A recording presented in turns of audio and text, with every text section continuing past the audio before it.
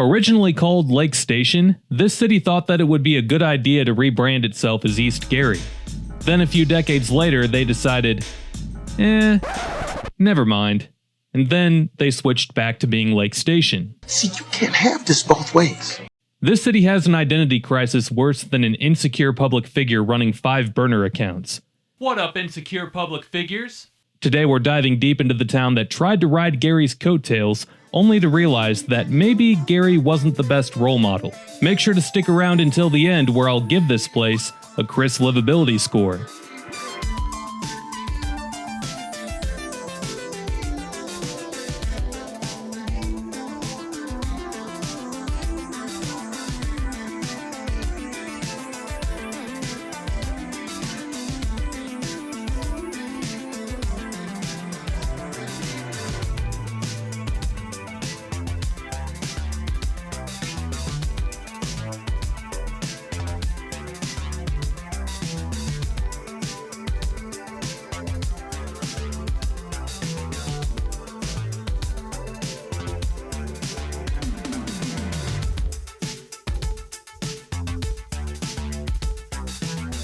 Lake Station lies in Gary's shadow, literally. When driving from Chicago, it's around 40 miles, give or take, depending on the route.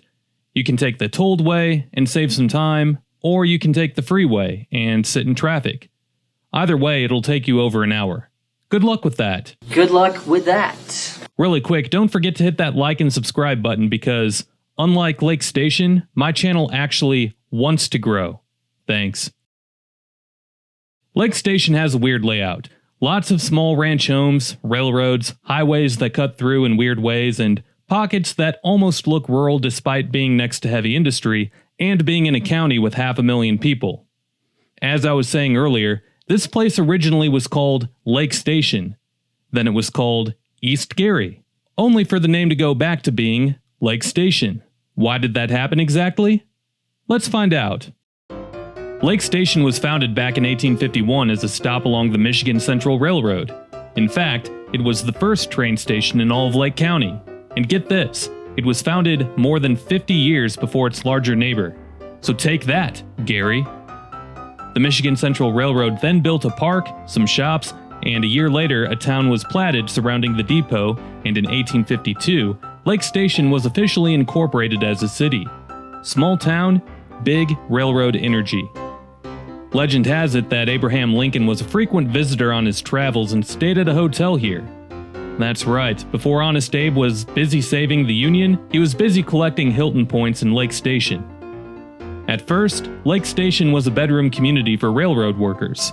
It looked like the perfect spot for a shiny new railroad car factory, and that's when George Pullman, what up George Pullman, creator of the Pullman sleeper train cars, almost set up a factory here, but he decided to go with the south side of Chicago instead. Then came 1908 with the opening of the Gary Works steel mill. Lake Station looked at Gary's brand new city, shiny mill, and growing fortunes and said, yeah, we'll have some of what they're having. So they decided to rename Lake Station to East Gary. Yeah. They didn't really, make these maps all that legible back then, but it's there if you squint hard enough.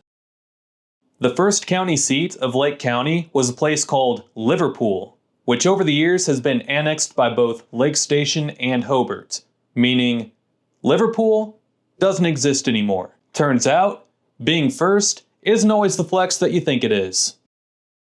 The name changed because Lake Station wanted to cash in on the new wave of steelworkers moving to the area. And I don't know, maybe snag a few wealthy steel executives for the tax base?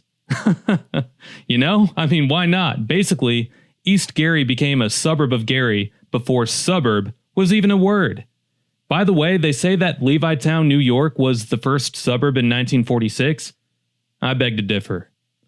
Unlike today's suburbs, where everyone likes to pretend that they're totally independent from the big city, East Gary wanted everything to do with Gary. Lake Station wasn't just Gary's neighbor. They were clout chasing. You know, they changed their name, tried to ride Gary's success, and basically said, community pride? Never heard of it. What's that? We're just going to, sell our soul to the devil because obviously that'll mean a larger tax base. Yeah, that sounds like a great idea. Let's do it. After that, East Gary saw a population boom. They poured money into new infrastructure, new facilities, a new library, a shiny new public school system, an interurban railway, and even a new city hall. What's really funny is that all of this growth probably would have happened anyway, even if they didn't rename their city. Anyway, on paper, this was the perfect setup. East Gary was living its best life. Until it wasn't, because then the 1970s happened, which brought all kinds of issues to Gary. The steel industry collapsed, crime went up, and its reputation took a nosedive faster than a crypto coin after a celebrity endorsement. You gotta give him that hawk too and spit on that thing. I have no idea what she's talking about, do you? I have no clue. Oh, wait. Yes, I know now, yes. She launched a cryptocurrency that surged in value only for it to fall and then was accused of scamming everybody. I mean, that's all that was. Nothing more. Definitely not anything more. Yeah, go look it up. What up, Hawk to a girl? Well, anyway, point is, what was once one of the best cities to live in the United States quickly became one of the worst, and East Gary wanted nothing to do with Gary anymore. So, in 1977, they changed their name back to Lake Station, including changing the name of their public schools, which used to be East Gary Public Schools, back to Lake Station Public Schools to further erase the evidence. Kind of reminds me of a flaky friend who's all in when the times are good, but the second that things go wrong, yeah, bye-bye, she gone. Gone faster than a hill jack on Mountain Dew on the Borman Expressway. What a shame. So that's the story of how Lake Station became East Gary and then became Lake Station again. But what is Lake Station like today? Well, let's just say that it's not exactly Bloomfield Hills. Don't mind the apparent population boom in the 1970s, that didn't really happen. Lake Station just annexed a bunch of surrounding land, so that inflated the numbers. Since then, even with the city swallowing up a little more land here and there, the population has slowly declined. More land, fewer people, not exactly the growth strategy that they were looking for. Today, the population is mostly lower middle class to working class. That's not an insult, it's just the reality. It's the demographic that defines Lake Station. The median household income backs that up, $56,306 per year, compared to $70,000 statewide. The poverty rate is 16.7%, which isn't atrocious, but it's definitely above average. Lake Station also isn't exactly a magnet for college graduates. Only 8.7% of adults have at least a bachelor's degree. Additionally, only 79% graduated high school. Yeah, not looking so good in that department. As for housing, it's old and cheap. Or maybe you prefer the more polite word, affordable. Sure, some of the houses are structurally fine, but a lot of them look like they could use some TLC, at least from the outside. The median home value, just shy of $125,000. And this is when people come pouring into the comments section saying, "Oh, so you don't like poor people, huh?" I never said that, I'm just saying the truth. By the way, I grew up in a cardboard box, just so you know. My only meals were ramen and peanut butter sandwiches. So, I know that life. Okay, maybe I'm exaggerating, but not by much. It was tough for me, so back off! Point is, Lake Station isn't a wealthy community. It's also not the poorest. It's mostly lower middle class, and that's okay. On top of that, most of Lake Station's residents don't actually work in Lake Station, nor do many of them work in Gary like they used to. There's hardly anywhere here to work nearby. In fact, Lake Station is top 3 in the state for commute time. Nearly 30% of workers who live here spend half an hour to an hour commuting one way each day of the week. So really, the main competitive advantage for this place is that it's cheap. However, it is surrounded by a bunch of other cheap places, and besides Gary, it's cheaper than all of them. That being said, being cheap is also one of its biggest weaknesses.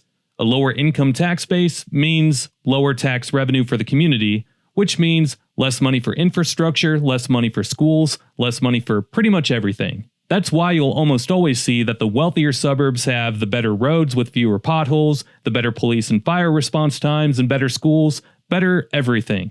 Don't shoot the messenger, that's just how things are. Another issue here? Flooding. According to firststreet.org, over 25% of homes in Lake Station are in a flood zone. You can see some patches of what this site refers to as being in an extreme flood zone, and you can see that it's clearly worse here in Lake Station than it is anywhere in the nearby surrounding area. 2018 in particular saw some really bad flooding for parts of town. So if you're house hunting here, make sure to do your research and then some on whether or not your cute little ranch home will one day be a houseboat. Remember, before this area was built up, it was literally a bog. That tells you everything that you need to know.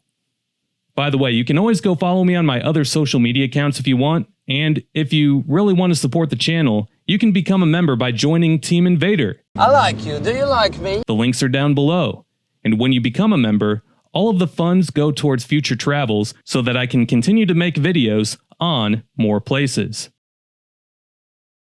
So really, if you don't mind the occasional basement flooding, maybe Lake Station isn't that bad of an option. But let's see how it stacks up in the Chris Livability Score.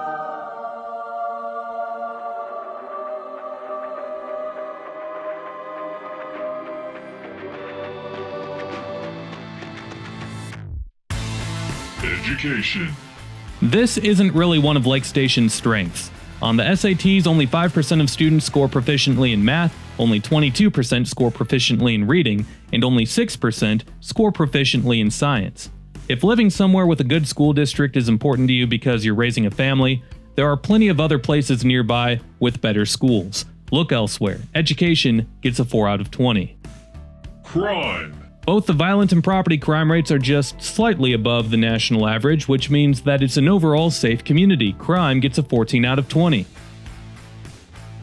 Downtown. You could make a case that downtown Lake Station is basically Central Avenue, but if so, it's not well defined at all. You really just have a collection of old commercial buildings mixed in with some newer, crappier strip malls here and there that line its path throughout the city. And because there's not a well-defined downtown, I can't give it a good score. Downtown gets a 3 out of 20. Economy. Like a good portion of northern Lake County, the economy has seen better days. Lake Station is cheap for a reason, people. It's far away from most of the high-paying jobs. Don't mind the know-it-alls in the comments who say that they know a local plumber who makes $100,000 a year. That's one person. The facts say that the median household income is $20,000 per year less than the national average, and the median home value is only half of the national average as well. Economy gets a 4 out of 20. Environment. Despite being right next to a city that has 5 Superfund sites and 87 more brownfield sites, Lake Station has always been residential. Depending on the day and the way that the wind blows, air pollution can be a problem here at times. I'd imagine that the rivers are highly contaminated too. Environment gets a 12 out of 20. Parks and Rec. You can tell that Lake Station has put in some effort into having a nice collection of parks throughout the city, so that's good. There's Riverview Park that's not connected to any neighborhoods. You can only get here if you drive here from anywhere, but it's here. There's also Three Rivers County Park, which includes some longer hiking trails. There's Indiana Dunes, which isn't too far away either. Parks and Rec gets a 12 out of 20. Scenery. It's Northwest Indiana. Better yet, it's the region. There's not much scenery in the city itself, but it's only a stone's throw away from Indiana Dunes. Scenery gets an 8 out of 20. History.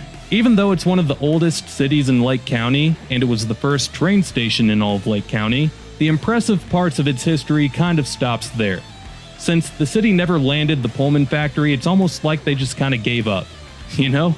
I mean, they sold their identity to Gary by renaming themselves East Gary, and once they renamed themselves back to Lake Station, they were never able to regain much independence, meaning that their history is strongly tied to that of Gary.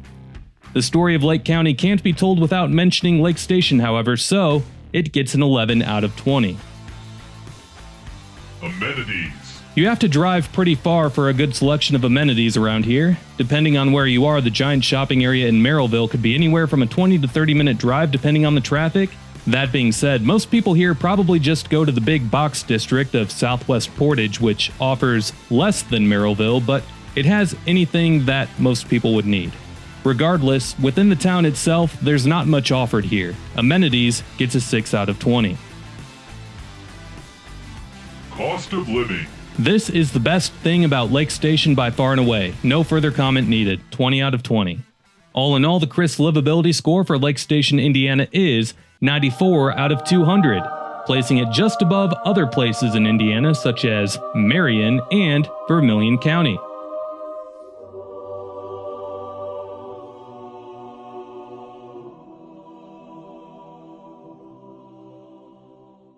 Really quick, if you want to see more of Lake Station, make sure to check out my second video that will be linked down below, where I'll show you all of the footage that I filmed but didn't use in this video. The video will be uploaded on my second channel called Chris Harden's Video Archives, so subscribe to that if you don't want to miss out. I drove for probably about an hour in this town. The problem is, there's not much to say about it, so there you go. Well, is Lake Station Gary? Definitely not. It's no Crown Points either. It's just kind of here, sitting next to Gary, whereas places like Hobart, Portage, and Valparaiso offer some more things in life. If you're wanting something quiet and affordable though, and you're not raising any kids, maybe Lake Station could be a solid choice. Just promise me that you won't fall for a local realtor's sales pitch over waterfront property, only to live in one of the flood zones. Just do the research on that. While Lake Station sits in Gary's shadow, so does Hobart, a place that somehow managed to polish itself up a little bit more. Check out Hobart for yourself here and see how it stacks up. We'll see you in the next video. Peace.